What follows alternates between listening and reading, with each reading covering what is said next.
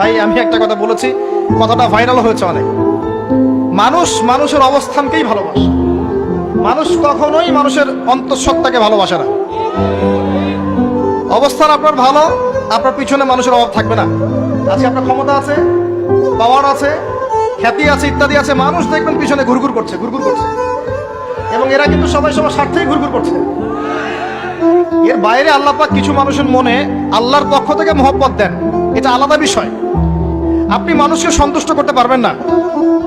পরিবার, বাবা মা, ছেলে মেয়ে, বউ বাচ্চা, কাউকে সন্তুষ্ট করতে পারবেন না।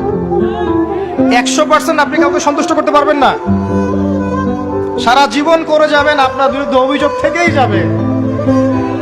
শুধু আল্লাহ রাব্বুল আলামিন অপেক্ষা করে বসে আছেন, আপনি কখন তওবা করে তার দিকে ফিরে আসবেন। দেন দিন আল্লাহ পাক আপনাকে মাফ করে দিবেন ইনশাআল্লাহ।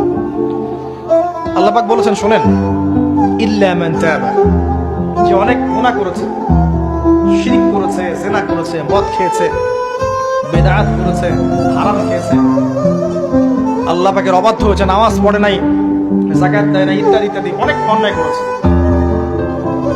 একদিন তওবা করে ফিরে এসেছে। আল্লাহ পাক বলেছেন ইল্লা মান তাবা, যে ব্যক্তি তওবা করে ফিরে আসলো, ওয়া আমানা, এবং ঈমান নিয়ে আসলো, ওয়া আমিলা আমালান সালিহান, এবং এখন থেকে সৎ আমল করা শুরু করলো, হোক সে নারী বা পুরুষ, যে কেউ, যে কোনো বয়সের, যে কোনো বর্ণের, যে কোনো ভাষার, যে কোনো দেশের, এগুলো কিচ্ছু যায় আসে না আল্লাহ পাকের। ইন্নাল্লাহা লা ইয়ানজুরু ইলা আজসামিকুম ওয়ালা ইলা সুওয়ারিকুম ওয়ালাকিন ইয়ানজুরু ইলা কুলুবিকুম ওয়া আমালিকুম।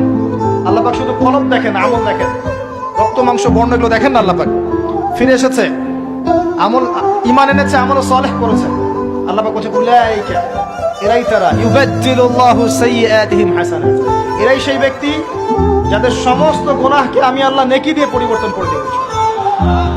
আল্লাহ অপেক্ষা করছেন আপনার জন্য।